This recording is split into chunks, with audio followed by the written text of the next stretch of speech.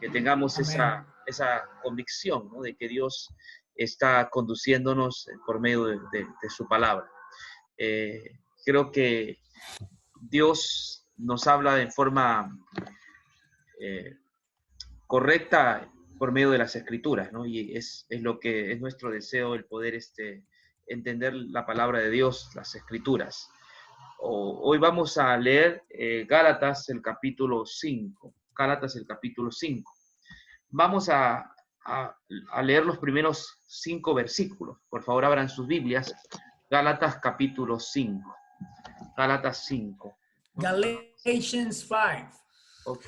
Mira, vamos, yo en medio del tema voy a hacerles una pregunta y quiero que me respondan, ¿no? En medio del tema voy a hacerles una pregunta. Creo que este mismo tema me obliga a hacerles una pregunta y luego que 2 o 3 participen en la pregunta, no quiero que todos participen, sino 2 o 3 personas, vamos a continuar con el tema, porque quiero saber cuál es la impresión que tienen sobre el tema. Entonces, en la mitad del tema voy a realizar las preguntas de acuerdo a lo que estamos llevando, ¿no? Entonces, en este momento, por asuntos técnicos, voy a hacer silencio. ¿Está bien? Vamos a hacer silencio.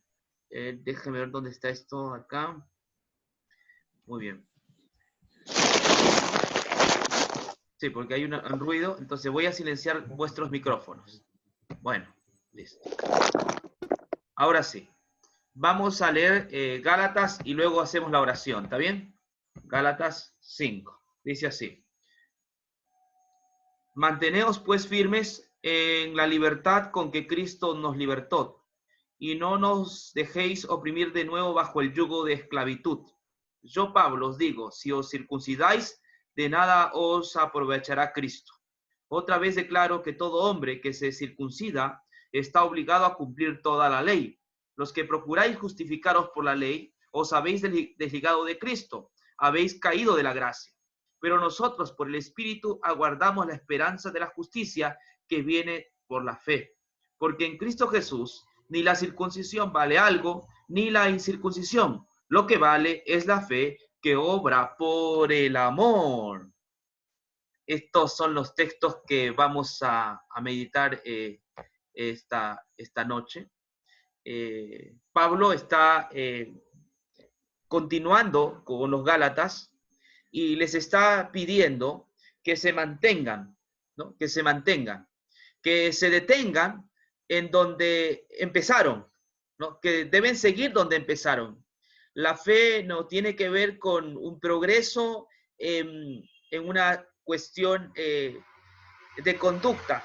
La fe tiene que ver con mantenerse. Ya cuando Pablo dice he peleado la buena batalla, él también dice he guardado la fe. Pelear la buena batalla no es la batalla por ser perfectos, no es por la batalla por mejorar nuestra conducta, no es es la batalla de hacer cierto gimnasio para ser mejores ciudadanos, mejores personas. En el cristianismo ese no es nuestra batalla. Nuestra batalla es en permanecer en la fe. Es donde el Señor Jesucristo nos ha dejado. Charles Spurgeon decía que Dios lo había dejado en la cruz y que él iba a esperar a su Señor en la cruz y que de ahí no se iba a mover, ¿no? Eso decía Charles Spurgeon, que el Señor lo había dejado en la cruz y que él no se iba a mover de la cruz, que él iba a esperar a su Señor en la cruz. Las personas que se salvan son las personas que permanecen en la cruz. Las personas que se pierden son las personas que se desligan de la cruz. La persona que se desliga de la cruz ha caído de la gracia. Por eso que me gusta lo que dijo Charles Spurgeon y lo que dice Pablo aquí. Manteneos pues firmes en la libertad con que Cristo nos hizo libres. Para Pablo es importante que el creyente se mantenga en el lugar donde siempre se le dejó. El lugar más alto donde puede llegar una criatura, un ser humano, es a los pies de la cruz. Es mirando la cruz, es esperando al Señor en la cruz. ¿Usted se acuerda de la cena del Señor? Pablo dice en Corintios que cada vez que comáis el pan y bebéis el vino, la muerte del Señor anunciáis hasta que Él venga. La muerte del Señor anunciáis hasta que Él venga. Es decir, nosotros debemos esperar al Señor en la cruz. Ese es el lugar más alto a donde puede llegar el pecador. Es contemplando al Mesías, es contemplando su sacrificio, es contemplando su justicia. Ese es el lugar donde no debimos movernos nunca, donde los Gálatas no debieron moverse, pero los Gálatas se han movido de la cruz. Los Gálatas han dejado de mirar a Jesús y los Gálatas están mirando a su conducta. Los Gálatas están hinchados, orgullosos por esta novedad de la ley y dejaron de contemplar la cruz, dejaron de mirar el sacrificio perfecto de Jesucristo y ahora ellos están en otro camino. Ellos están por otro lado. Por eso en este capítulo 5 vamos a ver que Pablo ingresa a ellos y ahora después de haber hablado de la ley y que solamente era temporal, ahora Pablo les está diciendo, manténganse firmes, manténganse pues firmes en la libertad con que Cristo nos hizo libres. Manténganse firmes en la libertad con que Cristo nos hizo libres. Pablo está hablando de una libertad y que debemos mantenernos en la libertad con que Cristo nos hizo libre. Esta palabra libertad es una palabra que también vamos a estudiarlo. Ahora sí voy a compartir mi pantalla como de costumbre, ¿no? Para ver o resaltar los textos que creo que es necesario que esta noche estudiemos con la ayuda de Dios. Vamos aquí la pantalla, ¿no? Este es el tema de esta noche. Es un tema que he puesto por título Firmes en la libertad. Es un tema que lo saqué del mismo texto que estamos leyendo, porque él está diciendo, manteneos firmes en la libertad con que Cristo nos hizo libres. Pablo exhorta, Pablo está deseando que la iglesia de Galacia se mantenga firme en la libertad. Firmeza en la libertad. Porque cuando uno está firme en la libertad, entonces hay seguridad. Esta libertad, por supuesto, no es la libertad de yugo español, ¿no? De aquella que nos libertó San Martín o Simón Bolívar. Esta es la libertad de Cristo. Es una libertad que el Señor nos ha dado. Es la libertad con que Cristo nos hizo libres. Cristo llega a ser nuestro libertador. Este no es la libertad tampoco que hoy nuestra sociedad habla, ¿no? Libertad para hacer lo que quiera. Libertad para vivir haciendo cosas pecaminosas. No, esta es una libertad que el Señor nos ha dado. Es la libertad en Cristo. Vamos a ver algunos párrafos de este texto que vamos a considerar. Aquí está. Estad pues firmes en la libertad con que Cristo nos hizo libres, ¿no? Entonces aquí Pablo está mencionando que debemos permanecer firmes en aquella libertad, la libertad con la que Cristo nos ha hecho libres. Y su contraparte de esto es, no estéis otra vez sujetos al yugo de esclavitud. ¿Ok? Entonces, aquí hay una contraparte. Por un lado nos habla de la libertad, su opuesto es esclavitud. Y Pablo añade una palabra más, lo llama yugo de esclavitud, ¿no? Lo opuesto a libertad es esclavitud. Lo opuesto a libertad es yugo de esclavitud. Este es lo opuesto de libertad, el yugo de esclavitud. Y le dice a los galatianos, no estéis otra vez sujetos al yugo de esclavitud, porque Cristo ya los ha hecho libres. Por lo tanto, no estén sujetos a ese yugo de esclavitud. Lo que me da a entender es que debemos estudiar esta palabra yugo de esclavitud. ¿Qué quiere decir Pablo con el yugo de esclavitud? Por lo menos en Gálatas, ¿no? Quizás en otros pasajes de la Biblia o otros libros, esclavitud tenga que ver con el pecado, con el paganismo, con la idolatría, con la drogadicción, los vicios, quizás tenga que ver con el adulterio, la fornicación, pero en este pasaje, en Gálatas, el yugo de esclavitud no se refiere a la drogadicción, no se refiere al adulterio, no se refiere a ese tipo de esclavitud, que también es esclavitud, estoy de acuerdo, pero por respetar a Pablo en su contexto, Pablo se refiere a otro tipo de yugo de esclavitud de la cual poco se habla, de la cual poco se comenta en las iglesias, porque este yugo de esclavitud está disfrazado de buenas obras, porque este yugo de esclavitud está disfrazado de santificación, porque este yugo de esclavitud está disfrazado de conducta, porque este yugo de esclavitud está disfrazado con la ley. Entonces poco se habla, poco se condena, poco se combate este yugo de esclavitud, porque muchos religiosos lo han aceptado como algo normal, que está bien, ¿no? Podemos oponernos al adulterio, a la fornicación, podemos oponernos a la drogadicción, podemos oponernos a la pornografía, porque eso es esclavitud, pero pocos cristianos se oponen al yugo de esclavitud que Pablo está hablando aquí en Gálatas. Este yugo de esclavitud, como estoy mencionando, confunde más porque está basado en la ley, porque tiene que ver con la conducta, porque tiene que ver con lo que el creyente después de conocer a Cristo hace. Entonces, esto de acá es más temido todavía, escúcheme bien. El legalismo, el yugo de esclavitud es el legalismo, ha matado a miles de personas. Algunos dicen que es el libertinaje. No, el que ha matado más personas en el mundo entero es la ley. El que ha matado más personas en el mundo es el legalismo. El legalismo mata, el legalismo mata la gracia. El legalismo hace que la persona se pierda. Por eso Jesús decía que era más difícil que se salvara un rico que un pobre entre al reino de los cielos. El legalismo hace que la persona que está allí sea difícil rescatarla, porque como está plagada de moralidad, como se basa en la conducta, él se cree que es correcto, él cree que está bien y que de ninguna cosa tiene necesidad. Él cree que porque no adultera, porque no fornica y porque da sus diezmos y porque guarda el Shabbat, porque no come animales inmundos, entonces él cree que está bien, que está en lo correcto. ¿Me entiende? Entonces es el legalismo el que ha matado, más que el libertinaje, es el legalismo el que mata a la gente, porque el legalista está preso, está esclavo y no quiere salir de esa zona, no quiere salir de ese lugar. Entonces aquí vamos a dar un estudio a esta palabra yugo de esclavitud. Y acá otra vez menciona su nombre. He aquí yo, Pablo, os digo que si os circuncidáis, de nada os aprovechará Cristo. Y otra vez testifico a todo hombre que si se circuncida, que está obligado a guardar toda la ley. De Cristo os desligáis los que por la ley os justificáis, de la gracia habéis caído, pues nosotros por el Espíritu aguardamos por la fe la esperanza de justicia.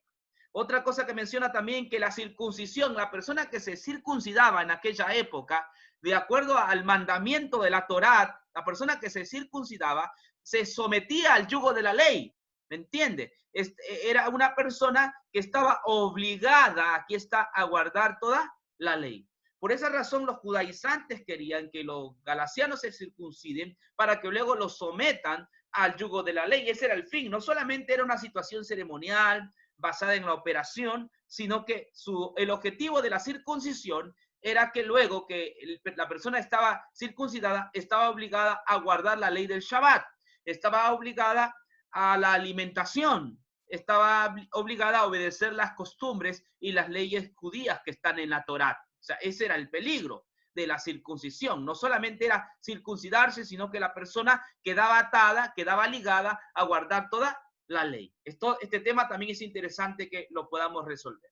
Y ahora dice, de Cristo os desligasteis los que por la ley os justificáis, de la gracia habéis caído. Ahora estudiemos la palabra que les dije. Vamos a avanzar un poquitito más. Muy bien, el yugo de la esclavitud. Vamos a entender aquí qué es el yugo de la esclavitud.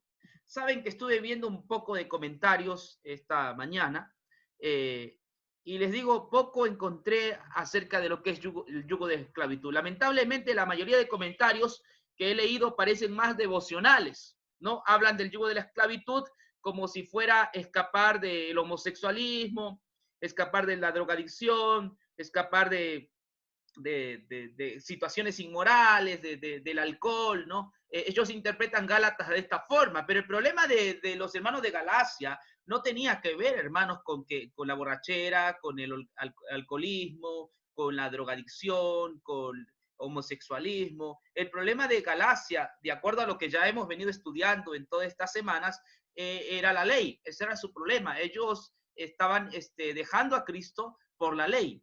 Y aquí está el libro de Hechos, más o menos para entender qué es el yugo de esclavitud, ¿no?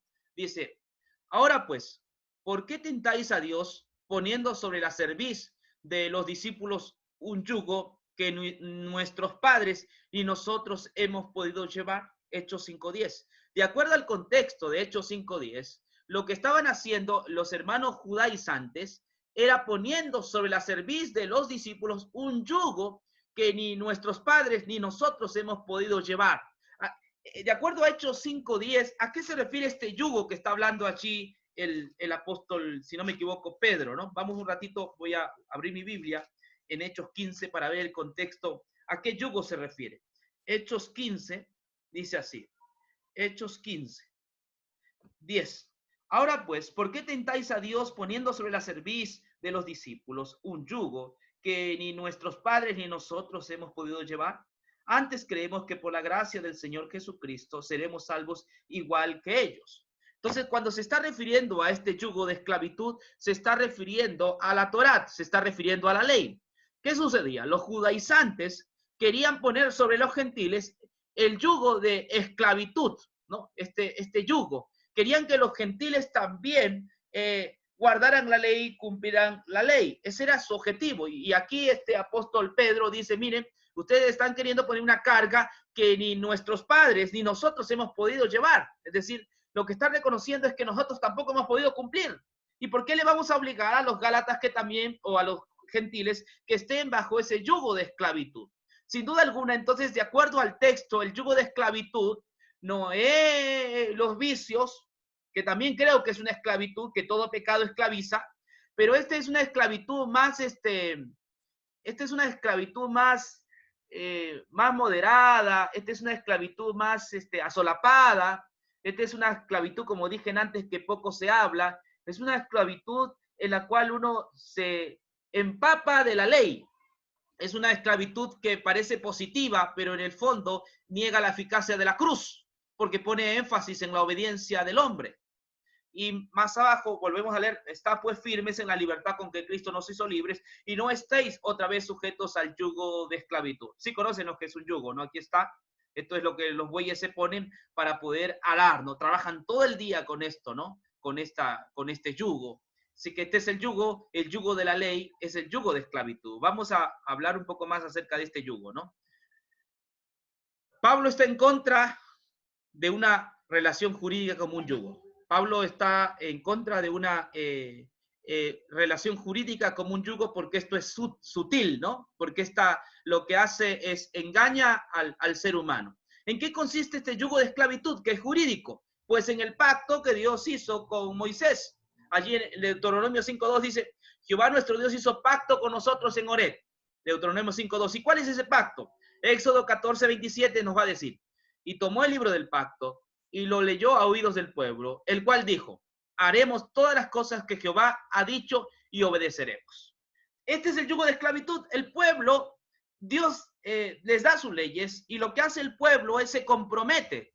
El pueblo dice, haremos todas las cosas que Jehová ha dicho y obedeceremos. Es decir, Dios da sus leyes, Dios da su Torá, Dios da sus instrucciones, y estas tienen que ver con toda la ley, ¿no? Toda la ley era ley de Dios, toda la Torá era ley de Dios. Entonces ellos dijeron, bueno, lo que Dios dice, eso haremos. Y ellos se comprometieron en obedecer. Se pusieron el yugo de la ley sobre sus hombros. Hicieron un pacto con Dios. Bueno, Dios, esas son tus leyes. Nosotros la vamos a obedecer. Nosotros la vamos a cumplir. Ellos pensaron que este era un asunto fácil. Así es que se comprometieron a obedecer la ley. Se comprometieron a ser fieles a la ley. Pero la pregunta es, ¿pudieron ser fieles? ¿Obedecieron a la ley? Ni bien Moisés se dio la espalda, dice la Biblia que ellos hicieron un becerro de oro, cometiendo idolatría, desobedeciendo el primer mandamiento, que es no tendrás dioses ajenos delante de mí. Y si seguimos con la línea de Israel, vamos a ver que ellos quebrantaron el pacto de Dios muchas veces, que ellos transgredieron las leyes de Dios, que ellos no pudieron. Por eso que más atrás dice Pedro, ¿no? En Hechos 15:2. En Hechos 15:2 más atrás dice así, ¿no? Ahora pues, ¿por qué tentáis a Dios poniendo sobre la cerviz de los discípulos un yugo que ni nuestros padres ni nosotros hemos podido llevar? Ellos se comprometieron, sus padres, los padres de Pedro, que eran judíos, que estuvieron allí con Moisés, ellos se comprometieron. Pero aquí Pedro está diciendo, ¿por qué ponéis sobre la cerviz de los discípulos un yugo que ni nuestros padres ni nosotros hemos podido llevar? Está diciendo, ni nosotros hemos podido cumplir. ¿Por qué le vamos a poner el yugo de la ley también a los gentiles? ¿Por qué, dígame, por qué le vamos a poner el yugo de la ley si nuestros padres no pudieron cumplir? Porque nuestros padres desobedecieron el pacto, rompieron el pacto. El libro de los profetas, desde Isaías hasta el último libro, Malaquías, habla de que Israel rompió el pacto. Habla de que ellos transgredieron, que ellos falsearon el decreto de Dios, que ellos desobedecieron, que ellos no pudieron. Por eso que Dios tuvo que hacer un nuevo pacto. Y ese nuevo pacto es hecho en Jesucristo, por supuesto, con la casa de Israel. Pero el primer pacto, que estaba basado en su conducta, pues esto que estaba basado en su conducta, haremos todas las cosas que Jehová ha dicho y obedeceremos. Este pacto ellos lo rompieron. Miren lo que dice Pablo en Gálatas 3:12. Sin embargo, la ley no es de fe. Al contrario, el que las hace, vivirá por ellas. O sea, es así la ley. El que las hace, vivirá por ellas. Así es la ley. El que cumple, vivirá por ellas. Sin embargo, el que no cumple, Deuteronomio 27:26, dice lo siguiente. Maldito sea quien no practique fielmente las palabras de esa ley. ¡Wow! Esto sí era tremendo. Maldito sea quien no practique fielmente las palabras de esa ley. Es decir, esta ley no era contemplativa.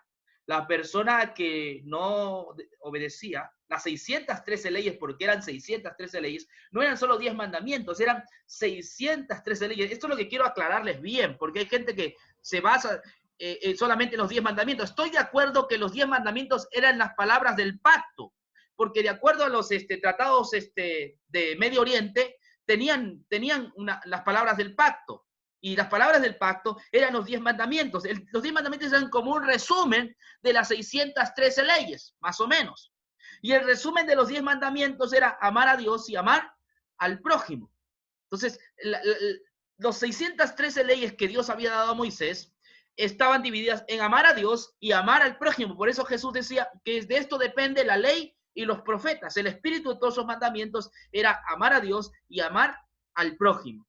Entonces, pero la persona que no practique fielmente las palabras de esta ley está bajo maldición. Maldito sea quien no practique fielmente las palabras de esta ley.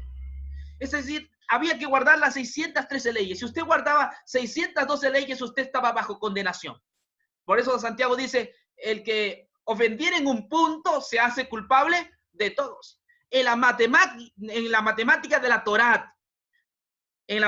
de la Torá, 613, escúcheme bien, 613 menos 1 es 0. Así era en la matemática de la Torá. 613 menos 1 es 0. Para nosotros sería 12, 612. Pero en la matemática de la Torá es, si ofendes en un punto, te haces culpable de todos. Y entonces por eso que esta ley finalmente lo que hacía, al que no la practicaba, traía maldición. Esto también se vuelve a repetir en Gálatas. Pablo ya ha topado este tema anteriormente en Gálatas 13:10. Lo voy a volver a leer. Todos los que dependen de las obras de la ley están bajo maldición. Pues escrito está, maldito todo el que no permaneciere en todo lo que está escrito en el libro de la ley. Había que permanecer en todo, porque si no se permanecía en todo, entonces estabas bajo maldición. ¿Me comprendes? Entonces, ¿qué es el yugo de la ley? El yugo de la ley es volver a este pacto. Haremos todas las cosas que Jehová ha dicho y obedeceremos. Creyendo que obedeciendo una regla jurídica es como nosotros nos vamos a justificar delante de Dios. Creyendo que por medio de la práctica de estas leyes nosotros vamos a ganar el cielo. Eso es un tipo de justificación, creer que por medio de mi conducta a la ley, por medio de mi obediencia, yo llego a estar salvo, justificado. Pero no es así, porque hay que cumplirla toda. No puedes cumplir solamente 9 mandamientos y uno no. Se hace culpable de todos. Es así de radical la ley. ¿Qué más? ¿Qué más es ser esclavo o yugo de la ley? Allí he puesto no puedo verlo bien, pero ahí he puesto bien, se es esclavo cuando se cree que se mantiene en en la justificación, que es indispensable guardar la ley para permanecer justificado. Este es un error que cometen muchas iglesias actualmente. Se es esclavo cuando se cree que es indispensable guardar la ley para permanecer justificado. Escúcheme bien que este es algo más sutil que el primero. El primero es judío. El primero fueron los judíos que no conocieron a Cristo, que no aceptaron a Cristo. Hasta ahora los judíos creen que se salvan por la ley. Pero hay algo más sutil, más engañoso, y es este segundo punto. Se es esclavo cuando se dice que hay que guardar la ley para permanecer justificado. Es decir, que la persona que es justificada tiene que guardar la ley. Pues este es el engaño más sutil que viene engañando a muchas personas en el mundo entero, y fue el engaño que tuvieron los Gálatas. No es que los Gálatas estaban haciendo solamente judíos, sino que los Gálatas estaban pensando que es indispensable guardar la ley para permanecer justificado. Y les voy a dar el dato aquí, en Hechos 15:5. Pero algunos de la secta de los fariseos que habían creído se levantaron diciendo: es necesario circuncidarlos y mandarles que guarden la ley de Moisés. ¡Wow! Que esto sí es revelador. O sea, no solamente les estaban haciendo que se vuelvan judíos, sino que dice que esto de la secta de los fariseos habían creído. ¿En quién creyeron? En la gracia. Creyeron en el evangelio. Creyeron en Jesús. Aceptaron a Cristo como su Salvador. Aceptaron a Cristo como el que perdona sus pecados. Habían aceptado la cruz.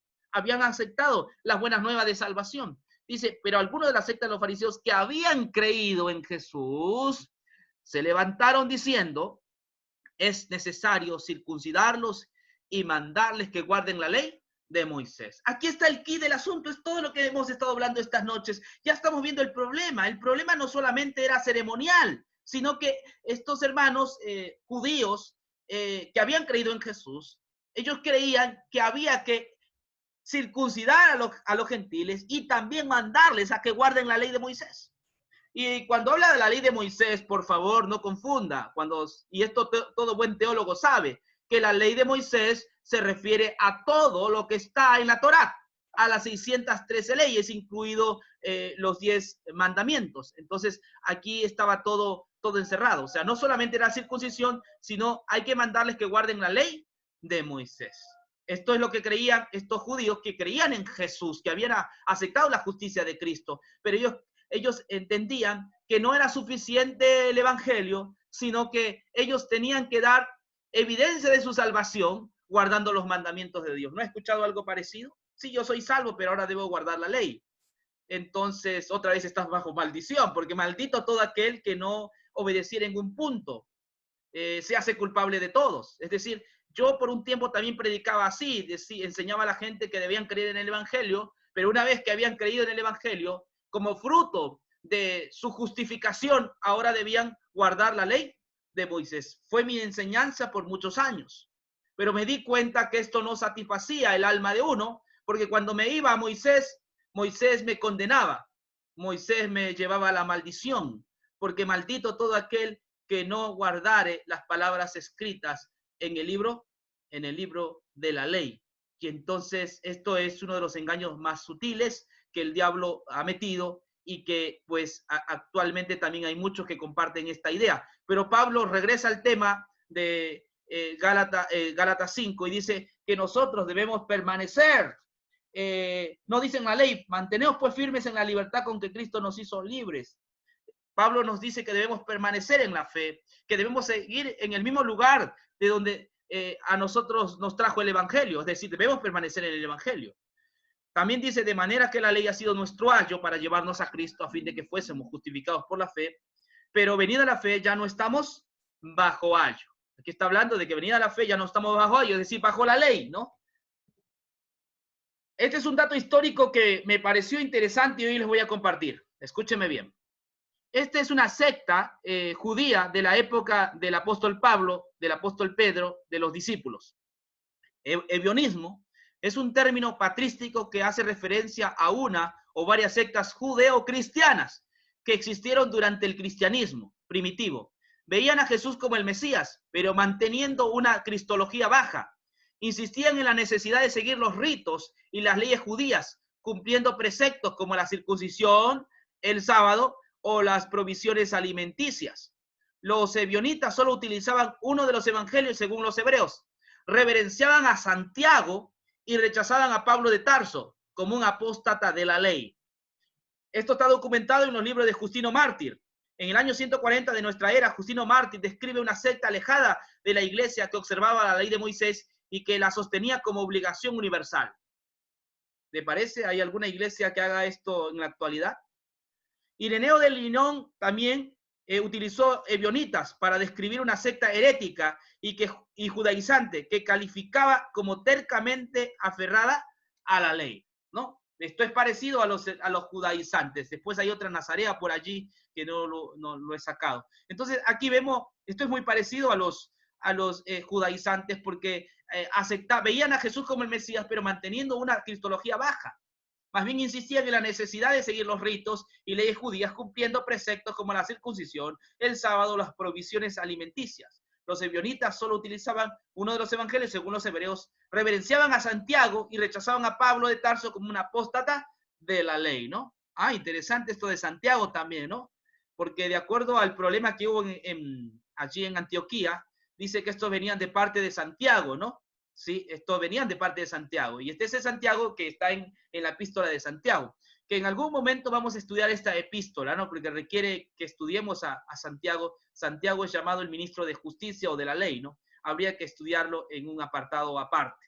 No es mi intención. Entonces ya vemos aquí, hemos detectado históricamente que había una secta que hacía poco caso al Mesías y que más bien mantenía la justificación en base a la ley, ¿no? Y decían que Pablo era un apóstata de la ley.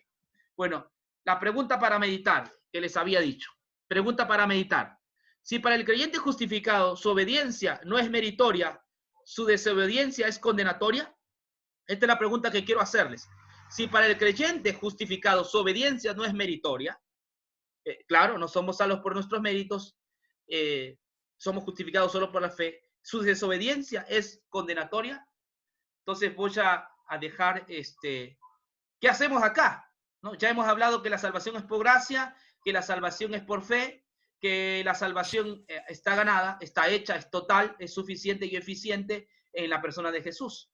Entonces, hemos dicho que la justificación no necesita de nuestra obediencia no es necesaria para nuestra justificación. Nadie se salva por su obediencia, somos salvos por el sacrificio perfecto de Cristo.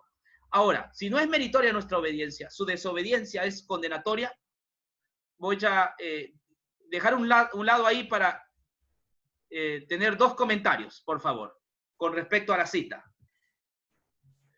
O sea, bueno, disculpe, aquí Mario les saluda a todos. ¿Cómo están? Que el Señor les bendiga. Sí, Mario, te escuchamos. Ya, yo pienso que, o sea, la pregunta, pues no, es más o menos como que, ok, ya tú eres salvo, eres justificado, ahora ya no tienes que hacer, oye, ¿por qué le quitaste la pregunta? ¿Dónde está? No, es que estamos hablando en vivo, entonces no puedo mantener la pregunta allí. Ya, quería leerla otra vez. Es Sí. como que tú dices está justificado, pero entonces ahora ya no tiene que hacer nada, eso básicamente, ¿no? Pero, o sea, ya no tengo que cumplir nada. Voy nomás Sí. a matar, voy a robar, voy a hacer todo porque ya estoy justificado, pues ya no tengo que hacer méritos. Ya. Eso es lo que yo entiendo de la pregunta, ¿no es cierto? Ya. Si es que eso está bien o está mal. Sí, correcto. Es muy importante que Yo entendamos. quiero que, sí quisiera que tú me expliques porque yo lo que entiendo es que si estoy justificado, entonces ya no tengo que cumplir. Pero ahora, si no cumplo, entonces sí estoy mal. Es como que, o sea, estoy así ahorita en un conflicto, ahí se me cruzan los cables, ¿me entiendes? Justo quería eso, quería su opinión. Gracias, Mario. Ya voy a responder, pero quiero ver cómo estamos, ¿no? Se me cruzan los cables, se me cruzan. Tranquilo. Vale. Es necesario llegar a este punto. Es necesario llegar a este punto para aclarar el tema del evangelio. Esto quería dejar allí. Vamos, ¿quién es la otra persona que quiere? Dime. No, digo, por favor, ahí me explicas. No, es que se trata de explicar. Por eso yo quería saber cómo están. Vamos, Gabriel, creo que... Si me permite, soy el hermano David. David. Rapidito. estamos discutiendo ahorita el sacrificio de Jesucristo, muy importante. Enfócate en el sacrificio de Jesucristo, la totalidad de lo que Él hizo en la cruz del Calvario para la redención del ser humano versus las 613 leyes que fueron dadas en el Tanakh del Antiguo Testamento. Eso es lo que estamos discutiendo en este momento. Ahora bien, si la pregunta es si el sacrificio de Jesucristo en su totalidad no necesita de mi obediencia para que sea salvo, en relación a lo que sería mi conducta y mis buenas obras, la respuesta es solamente el sacrificio de Jesucristo es suficiente para hacerme salvo aparte de mi conducta. Eso es muy importante. No estoy hablando ahorita en este momento de mi comportamiento después de ser salvo. Estoy hablando antes de ser salvo. Muy importante la diferencia. Entonces, una vez que el sacrificio de Jesucristo está activado por la fe sobre mi vida para perdonarme y justificarme y por consecuencia reconciliarme, la segunda pregunta sería, ¿mi desobediencia podría desactivar el sacrificio de Jesucristo? Obviamente, yo he hecho el trabajo hace mucho tiempo y la respuesta es totalmente imposible, porque si mi desobediencia afectaría mi salvación por la gracia, entonces yo tengo que deshacer absolutamente todo lo que Jesucristo hizo en la cruz del Calvario y eso es totalmente imposible. Me sorprende tu respuesta, David, y la comparto muy bien. Es decir, nosotros no podemos hacer nada absolutamente para nuestra salvación. Nosotros no podemos no podemos ayudar a Cristo. La salvación es total, es eficiente y suficiente. Entonces nosotros no podemos añadirle ni con nuestra obediencia ni con nuestra desobediencia. ¿Me comprendes? Porque si no, si tú piensas que tu desobediencia te pierdes por tu desobediencia, entonces eso quiere decir que por tu obediencia te salvas. ¿Me entiendes? Entonces el sacrificio de Cristo es inútil y es vano. La convicción, aquí va, la convicción, la certeza que nosotros tenemos que tener, esa convicción es que ya somos salvos en el sacrificio de Cristo, que ya hemos sido aceptos en el sacrificio de Cristo y que nada de lo que sucede en el futuro puede cambiar esa declaración de Dios. Dios me aceptó, Dios me declaró inocente. Él en su justo juicio, como juez, Él me declaró inocente. Por lo tanto, aquello no va a cambiar. El cristiano tiene que tener certeza, tiene que tener esa convicción. Se llama seguridad de salvación. Yo tengo la seguridad de que ya estoy perdonado, que estoy justificado y que en el futuro nada va a cambiar aquello, porque no me salvo por mi buena conducta ni por mi mala conducta, me salvo por el sacrificio de Jesucristo. Ahora, esto está, ¿en qué lo baso? En el libro perdóneme, en Gálatas 5:1, pero también en Juan capítulo 5. Vamos a ver a Juan capítulo 13, si no me equivoco. Juan 13, sí, dice así, ¿no? Miren lo que dice la palabra de Dios en Juan. Dice así, ¿no? 16. ¿Qué es Juan 13 o 3? San Juan, perdón, San Juan se llama, ¿no? Sí, ¿San Juan qué? San Juan 16, 16, 13. Oh, dijo 3 números diferentes. Sí, okay. Ya, San Juan 16, 13, por favor. Miren, vamos a ver acá. Cuando venga el Espíritu de verdad, Él os guiará toda la verdad, porque no hablará, desde más atrás, ya, por favor, desde el 8. Cuando venga, y cuando Él venga, habla del Espíritu, ¿no? Cuando Él venga, convencerá al mundo de pecado, de justicia y de juicio. De pecado, dice, escúchame bien, de pecado porque se portan mal, de pecado porque se drogan, de pecado porque son homosexuales, de pecado porque no obedecen la ley. ¿Así dice el texto? No. Cuando Él venga, convencerá al mundo de pecado, de justicia y de juicio. Y dice, de pecado porque no creen en mí. Amén. Ahí está el énfasis. De pecado porque no creen en mí. Miren, en el Nuevo Testamento la clave, la bisagra, digamos así, la columna vertebral del Nuevo Testamento es Jesucristo. Es decir, Cristo es la roca de salvación y también es la roca de perdición. Recuerden lo que dice allí, ¿no? Él ha venido a ser la piedra que desecharon los hombres. Cristo salva, pero Cristo condena también de pecado porque no creen en mí. O sea, que el trabajo del Espíritu Santo es acusarnos de pecado. ¿De pecado en qué sentido? No de ser homosexuales, que también es pecado, por supuesto, no lo dudo. No de pecado en cuanto a la fornicación, que es pecado, también no lo dudamos. Pero el principal pecado que el Espíritu ha venido a trabajar es ese pecado de convencernos de nuestra necesidad de Cristo. De pecado por cuanto no creen en mí. Porque cuando uno cree en Cristo, entonces uno está creyendo en su salvación. Pueden haber mucha gente que se porte muy bien, pero se van a perder. Habrá gente con una excelente conducta que se irá al infierno, porque no es la conducta la que nos salva. Y habrá gente como el ladrón en la cruz, que en el último momento de su vida se aferraron a Jesucristo y estarán salvos. Gabriel, dime, levántate la mano. Solo esto, que cuando creemos en Jesús como nuestro único y suficiente Salvador, estamos obedeciendo. Y cuando no creemos en Él, hagamos lo que hagamos, estamos desobedeciendo. Correcto, muy sabio lo que dices. Entonces, aquí hay una obediencia a la fe, es decir, lo que Pablo dice, retomando Gálatas, ¿no? Dice en Gálatas 5, dice lo siguiente: mantengamos pues firmes en la libertad con que Cristo nos hizo libres y no os dejéis oprimir nuevamente bajo el yugo de esclavitud. Es decir, el cristiano, así como inició, debe terminar en la fe. ¿Sí? Así como iniciaste al comienzo, así debes andar. Iniciaste en Cristo y debes terminar en Cristo. Él es el alfa y el omega. En ningún momento de tu vida te apartes de la justicia de Cristo. En ningún momento dejes de creer en la seguridad que nos viene a través de Cristo. En ningún momento dudes de tu salvación. El objetivo del diablo es poner dudas. ¿Y cuáles son esas dudas? ¿Me salvaré o no me salvaré? ¿Me salvaré o no me salvaré? Entonces, pone esas dudas. Pero el objetivo del Espíritu Santo es convencerte que la obra de Jesucristo es total y es suficiente, que te vas a salvar. El Espíritu habla a nuestro espíritu, dice Romanos, que somos hijos de Dios. Es el Espíritu Santo que ha venido a convencernos de pecado porque no creemos en Cristo, pero a convencernos también que el logro que Jesús hizo en la cruz es suficiente, es total. Si Jesús viniera mañana, debes tener la certeza que te vas con Él, debes tener la convicción que te vas con Él, porque tu salvación no depende de lo que hagas, sino de lo que Jesucristo ha hecho por nosotros. Y cuando tú ¿Puedo hacer un comentario? Sí, ¿quién está por allí? Fabián, William, ¿puedo hacer un comentario? Sí, dime, Fabián. Así como Dios no pudo revocar la sentencia de ejecución sobre su Hijo para pagar por los pecados de los que creen en Él, cuando Dios pronuncia justificado, tampoco puede revocar esa declaración.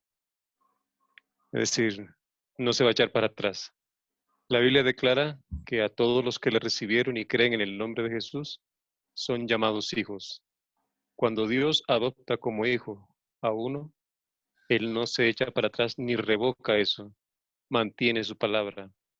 El problema no está en que si Dios va a hacer eso o no, porque Dios mantiene su palabra, Él es justo, Él es veraz, Él no miente. Si Él dice que el que cree en el Hijo de Dios tendrá vida eterna, eso es irrevocable y es así. Es el concepto que nosotros tenemos. Pensamos que nuestro comportamiento o conducta es la que va a determinar nuestro destino. Y en el caso, hablando ya después de haber sido justificado, y eso es un error. La Biblia nos dice que el que empezó en nosotros, en los creyentes, la buena obra, la perfeccionará. Y dice hasta el día de Jesucristo. Quizá nosotros vamos a ver siempre, desde el punto de vista humano, nuestras debilidades, nuestras fallas, y quizá eso nos haga pensar en que posiblemente podamos perder la salvación, pero eso está muy lejos de la verdad bíblica. Si Dios comenzó la tarea en nosotros, debemos estar seguros de que Él la perfeccionará, y no solamente la perfeccionará, sino la terminará. Amén. Bien. Mario, ahora sí. ¿Entendiste, Mario? O sea, yo les entiendo el punto de vista, o sea, entiendo perfecto lo que ustedes me dicen. Lo que no entiendo es lo que yo siento, o sea, ¿me entiendes? Me refiero a, ok, obviamente nosotros somos salvos por medio de Cristo, es imposible negar eso, o sea, el que dice que no es salvo por eso está mal. Nosotros somos salvos por medio del sacrificio en la cruz de nuestro Salvador. Y tenemos que aceptarle a Él como nuestro Señor, como nuestro Salvador, en orden para poder tener salvación, conexión con Dios.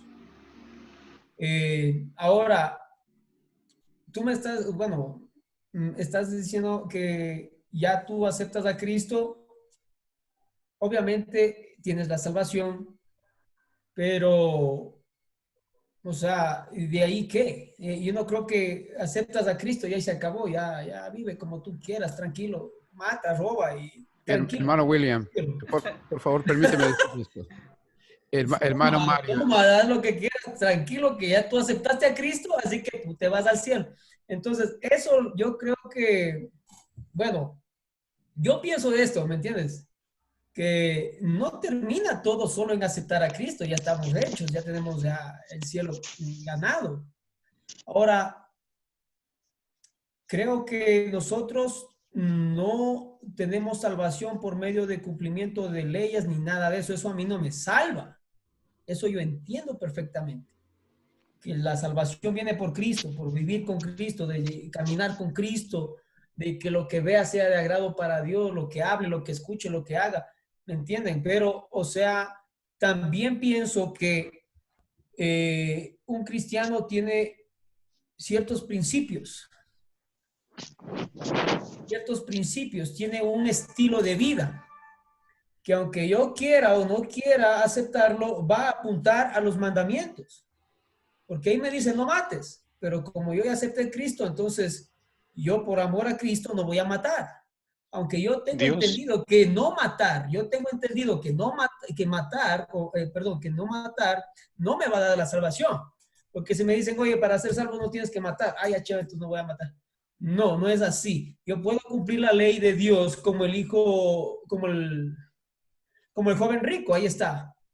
Señor, ¿qué tengo que hacer para heredar la vida eterna? Él se sentía perdido a pesar de que cumplía los 10 mandamientos. Se sentía perdido, por algo le pregunta al Señor, Señor, ¿cómo puedo hacer para heredar la vida eterna? ¿Y qué le dice Jesús? Cumple los mandamientos. Pero si eso lo cumplo desde pequeño, Señor, desde pequeño lo cumplo y todavía me siento perdido. Te falta algo. Ahora, sígueme. La salvación tiene una cosa que es interesante y tres aspectos básicos que son: Dios te salva de la condenación, te salvó de la condenación y eso es definitivo. Claro. Dios te salva del poder del pecado que aún opera en nuestros miembros, como dice Pablo. Y por último, Dios nos salvará a nosotros de la presencia definitiva del pecado, en el momento en que esto corruptible sea transformado en algo incorruptible. Nadie ha dicho que nosotros como creyentes no vamos a experimentar los arrebatos del poder del pecado que aún opera en nuestros miembros, pero aún para eso Dios ha dicho, bástate mi gracia. Gracias. Voy a decir. Mario decía, ¿y después qué? ¿Cristo me salvó después qué? Esa es tu pregunta, ¿después qué? Y ahí viene el gran problema, ahí es donde todos casi se pierden, ¿no? Cristo es mi salvador, ahora después qué. ¿Sabes cuál es el después qué? Que sigas en Jesús. Esto es lo que está diciendo Pablo en Gálatas 5:1, ¿no? Manteneos pues firmes en la libertad con que Cristo nos hizo libres y no os dejéis oprimir de nuevo bajo el yugo de esclavitud. Es decir, nosotros, así como al principio aceptamos el Evangelio, así debemos permanecer. El después es Cristo. Es decir, Cristo es todo. Cristo es todo, o sea, es el comienzo y es el final. No puedes tú desligarte de Cristo. Tienes que permanecer en Cristo, tienes que estar conectado a Cristo, tienes que creer en su suficiencia, pero, tienes que creer en su poder. Estar conectado en Cristo no significa que voy a seguir viviendo una vida mundana. Nadie está diciendo eso. No puedo matar. Si Hermano estoy William, en Cristo no puedo matar. ¿me Si permites estoy en Cristo no puedo adulterar. Sí, David, si estoy en dime. Cristo no puedo robar. Permíteme dirigir a Mario. Mario, que el Señor te bendiga, hermano Mario. Mi nombre es David Sánchez. Te estoy escuchando. Que Dios te bendiga. Es muy importante distinguir entre lo que sería salvación y lo que sería santificación. Y esto es muy importante para cada uno de nosotros. No estamos discutiendo ahorita la doctrina de la santificación, que en algún otro momento nuestro hermano William lo podría tocar y hacernos ver la diferencia entre lo que es salvo por gracia y por qué es necesario santificarnos a través de las obras. Te comprendo muy bien, Mario. pero ahorita no estamos hablando de la doctrina de la santificación. Simplemente estamos hablando de la doctrina de la salvación por gracia. Ahora bien, muy importante esto, Mario. Una vez que entiendes que eres absolutamente salvo por causa del sacrificio en la cruz del Calvario, entonces la pregunta viene, Señor, ¿y ahora que soy salvo, qué? Entonces vas a estudiar la doctrina de la santificación y te vas a dar cuenta que la doctrina de la santificación absolutamente en nada ayuda a la doctrina de la gracia, que es absolutamente 100% por causa del sacrificio de Jesucristo, pero te va a ayudar a ti para que no cometas errores en el presente que te van a hacer sufrir en el presente, pero que en ninguna manera te posicionarían de menos ante nuestro Padre Celestial, quien por medio de Jesucristo te salvó perfectamente. ¿Entendemos? Bien, O David. sea, yo entiendo que tú me acabas... No, está bien, porque estás hablando de una ley para salvación que es por medio de Cristo y la otra es para santificación.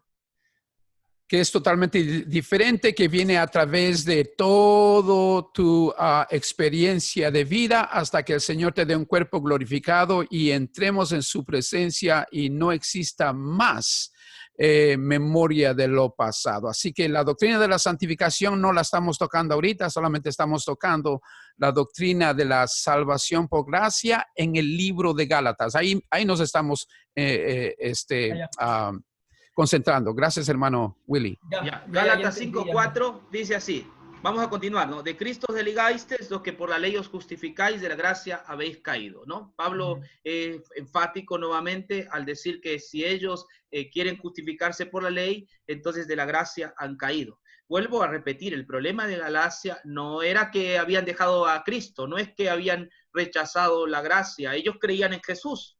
Ellos creían en Jesús como su Salvador, pero ellos creían que se mantiene la justificación mediante la obediencia a la ley. Es el problema de Galacia. Es decir, ya soy justificado, ya soy salvo, ya Él me perdonó, ya Él me libertó. Ahora yo, para ayudar a Cristo, para mantenerme en esta justificación, yo debo cumplir la ley.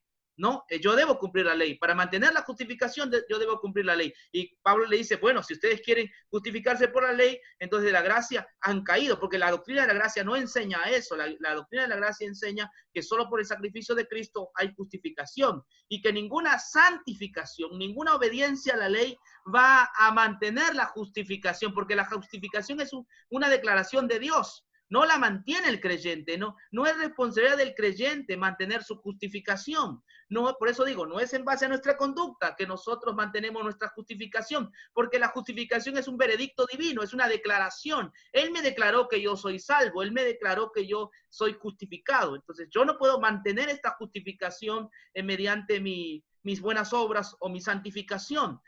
¿Cómo se mantiene la justificación? Simplemente por la fe. Nada más. El justo por la fe vivirá. Ahora, si a esto le añades, como dice acá Pablo, Gálatas 5:9, un poco de levadura, leuda toda la masa. Si creemos que un poquitito de ley, solo un poquitito de ley, mantiene mi justificación, Cristo hace el 99%, yo hago el 1%, entonces yo he caído de la gracia, he apostatado. Nosotros tenemos que decir esta noche que la justificación es 100% la obra de Dios en Jesucristo. Está fuera de nosotros.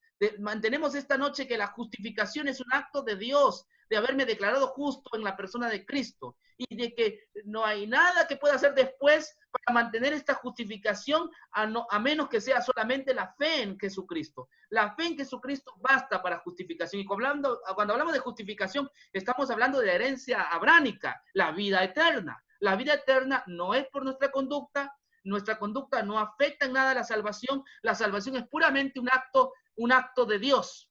Pero hay buenas nuevas. Esta fe que Pablo menciona en el 5:6 dice lo siguiente, con esto voy a terminar. Dice así, porque en Cristo Jesús ni la circuncisión vale algo, ni la incircuncisión. Lo que vale es la fe que obra por el amor. La fe que obra por el amor. Todos los creyentes que tienen fe van a obrar. Y hay buenas noticias para aquellos que quieren hablar de las buenas obras. No se preocupen, hay que seguir hablando de la fe. Hay que seguir predicando de la fe. Hay que mantenernos en aquella fe con que Cristo nos hizo libres. Porque esta fe va a obrar por el amor. Va a obrar, y más abajo va a hablar de la ley. La ley se cumple en todo esto. Amar a tu prójimo como a ti mismo. La fe que se apropia de la justicia de Cristo, la fe que cree en la redención de Cristo, esa fe obra por el amor. Y esto es diferente. La obediencia a la ley obra por miedo al castigo. Cuando tú miras la ley, tú dices, voy a obedecerla, porque si no obedezco, me van a castigar. Entonces, tú obras, sacas obras de la ley por miedo al castigo, ¿no? Comienzas a obedecer la ley por miedo al castigo. Oh, si yo desobedezco la ley, Dios me va a castigar, me va a ir mal en la vida. Hay gente que así obedece la ley por temor al castigo. Yo también lo hice por mucho tiempo así. O otros obedecen la ley por amor al premio. Es decir, no, para salvarme, para yo estar bien con Dios, entonces yo voy a obedecer la ley. Entonces obran por amor al premio. Otros obran por amor, por miedo al castigo. Pero en cambio, aquellos que creen en el Evangelio es distinto.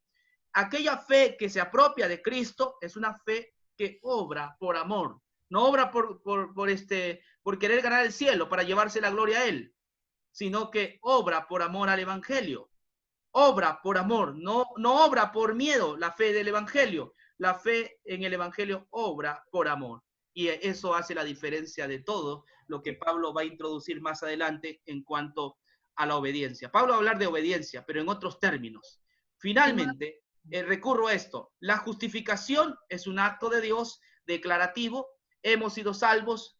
Nada de lo que hagamos después va a cambiar este acto de Dios. No es responsabilidad del hombre salvarse, es responsabilidad de Dios en Cristo habernos salvado. Entonces la fe se apropia de esto. La fe está convencido que está salvo. La fe está convencido de que Cristo ha hecho lo suficiente para su salvación y que nada de lo que haga después va a cambiar aquello que Dios ya ha hecho, de declararnos justos en Cristo Jesús.